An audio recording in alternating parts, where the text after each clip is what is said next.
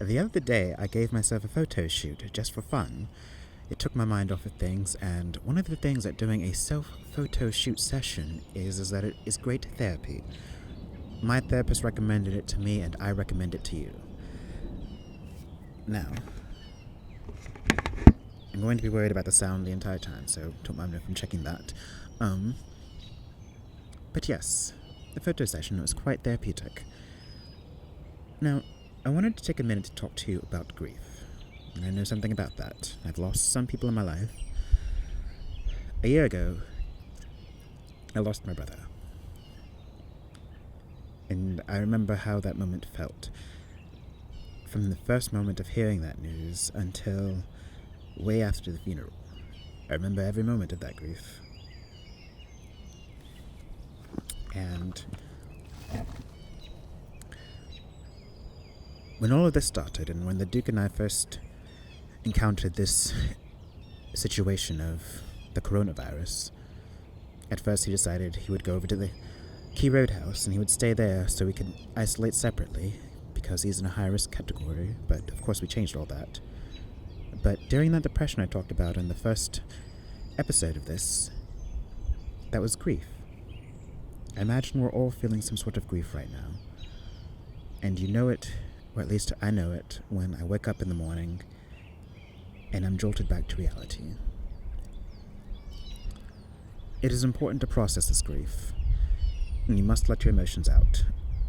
If you can't let them all out at once, then let them out slowly by slowly, but you must process this grief. There are different ways you can do that. You can talk to someone, you can journal, you can cry, shout, yell into a pillow.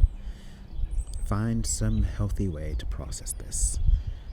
Our lives have changed, and we don't know the new world that we're entering into, but we do have to mourn for the lives that we lost, both our own lives before the coronavirus and also the people that we may lose. Now, you can go to the American Psychological Association or any other resource online to find ways to cope with grief. I know for me it helps to cry, to journal, to talk to you all. I got by last year with the help of my friends, so I encourage strongly to find some way to be social still, even in the midst of all this. Create a Google Hangout, or Zoom if you must, or some other way, but still find a way to connect with people. And sometimes, just have a cup of coffee, or a cup of tea. Now, shall we begin the next chapter? Chapter 3. A caucus race and a long tail.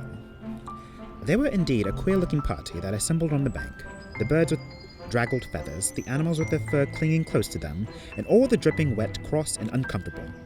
The first question, of course, was how to get dry again. They had a consultation about this, and after a few minutes it seemed quite natural to Alice to find herself talking familiarly with them, as if she had known them all her life. Indeed, she had quite a long argument with the Lorry, who at last turned sulky and would only say, "I am older than you, and must know better." And this Alice would not allow, without knowing how old it was, and as the Lorry positively refused to tell its age, there was no more to be said. At last, the Mouse, who seemed to be a person of some authority, called out, "Sit down, all of you, and listen to me. I'll soon make you dry enough." They all sat down at once, in a large ring, with the Mouse in the middle.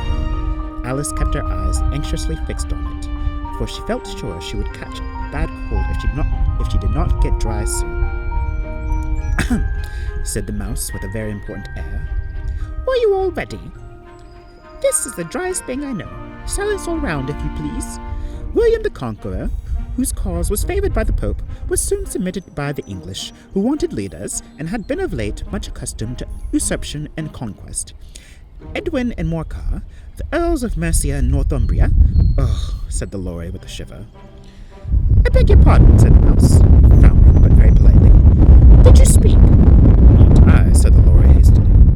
"I thought you did," said the Mouse. "I proceed. Edwin and Morcar, the Earls of Mercia and Northumbria, declared for him, and even Stigand, the patriotic Archbishop of Canterbury, found it advisable Found what? Said the duck. Found it, said the mouse rather very crossly. Of course you know what it means. I know what it means well enough when I find a thing, said the duck. It's generally a frog or a worm.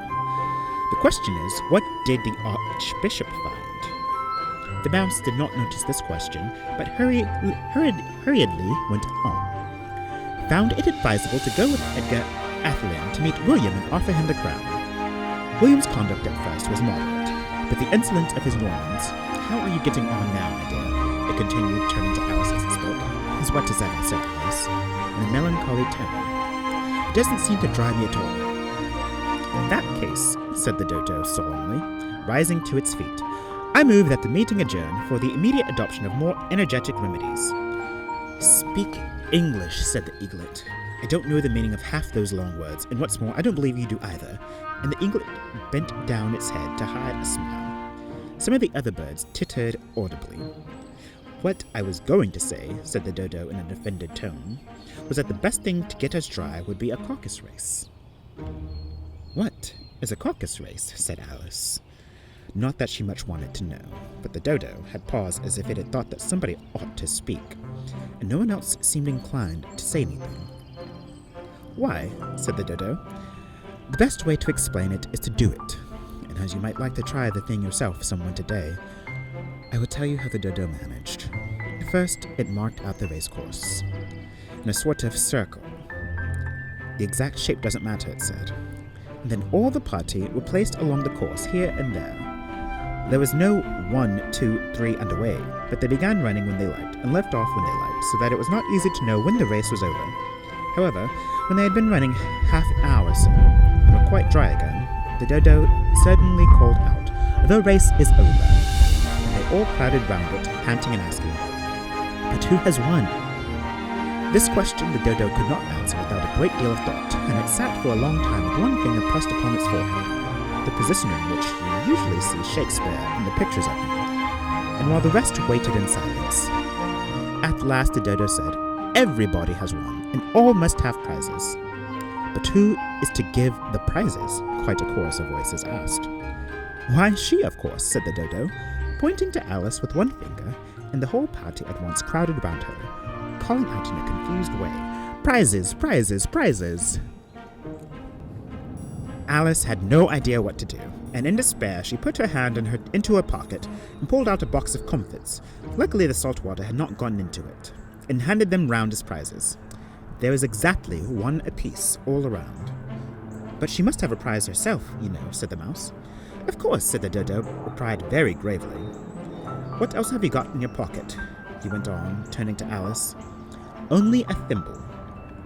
"Hand it over here," said the dodo. Then they all crowded round her once more, while the dodo solemnly presented the thimble, saying, We beg your acceptance of this elegant thimble." Oh, it appears we've had some sort of bugging on the microphone. That's what I'm looking at. It's quite lovely. "We beg your acceptance of this elegant thimble." And when it had finished this short speech, they all cheered. Yay! Alice thought the whole thing very absurd. They all looked so grave that she did not dare to laugh, and as she could not think of anything to say, she simply bowed, and took the thimble, looking as solemn as she could. The next thing was to eat the comfits. This caused some noise and confusion, as the large birds complained that they could not taste theirs, and the small ones choked and had to be patted on the back. However, it was over at last, and they sat down again in the ring, and begged the mouse to tell them something more. "You promised to tell me your history, you know," said Alice. "And why is it that you hate C and D?" she added in a whisper, half afraid that it would be offended again. "Mine is a long and sad tale," said the mouse, turning to Alice and sighing. "It is a very long tale indeed, certainly." I'm going to pause for noise. There's a lorry going by.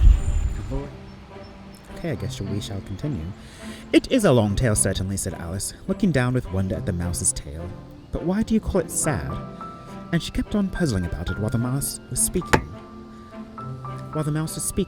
so that her idea of the tale was something like this. Fury said to a mouse that he met in the house, "Let us both go to the law. I will prosecute you." "Come, I'll take no denial. We must have a trial, for really this morning I've nothing to do," said the mouse to the cur. "Such a trial, dear sir, with no jury or judge would be wasting our breath." "I'll be judge, I'll be jury," said the cunning old Fury. "I'll try the whole cause and condemn you to death." "You are not attending," said the mouse to Alice severely. "What are you thinking of?" "I beg your pardon," Alice said very humbly. "You had got to the fifth bend, I think." "I had not," cried the mouse, sharply and very angry. "And not," Alice said, always ready to make herself useful, and looking anxiously about her. "Oh, do let me help to undo it."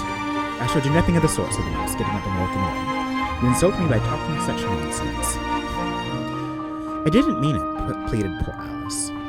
"But you're so easily offended, you know." The mouse only growled in reply. "Please come back and finish your story," Alice called after it, and the others all joined in chorus. "Yes, please do it." But the mouse only shook its head impatiently and walked a little quicker.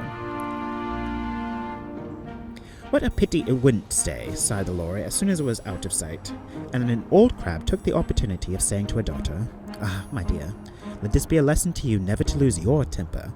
"Hold your tongue, ma," said the young crab, a little snappishly. "You're enough to try the patience of an oyster." Have you ever tried the patience of an oyster? Have you ever looked into the heart of an artichoke? That's not part of the story, but tell me where that's from in the comments. "I wish I had our Dinah out here."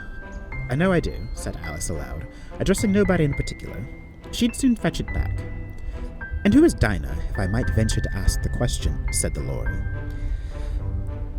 Alice replied eagerly, for she was always ready to talk about her pet. "Dinah's our cat, and she's such a capital one for catching mice, you can't think. Oh, I wish you could see her after the birds. Why, she'll eat a little bird as soon as look at it." This speech caused a remarkable sensation among the party. Alice really wasn't attacked, does she?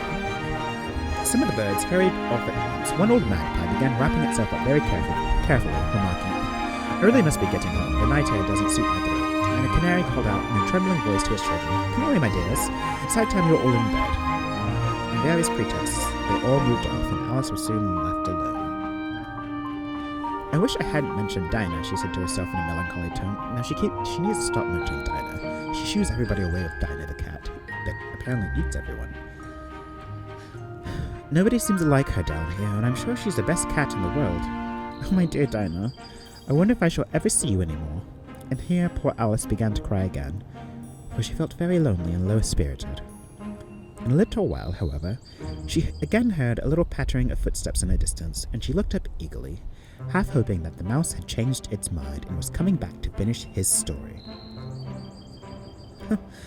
Either that was a short chapter or I read quicker than I thought, but that is the end of chapter 3.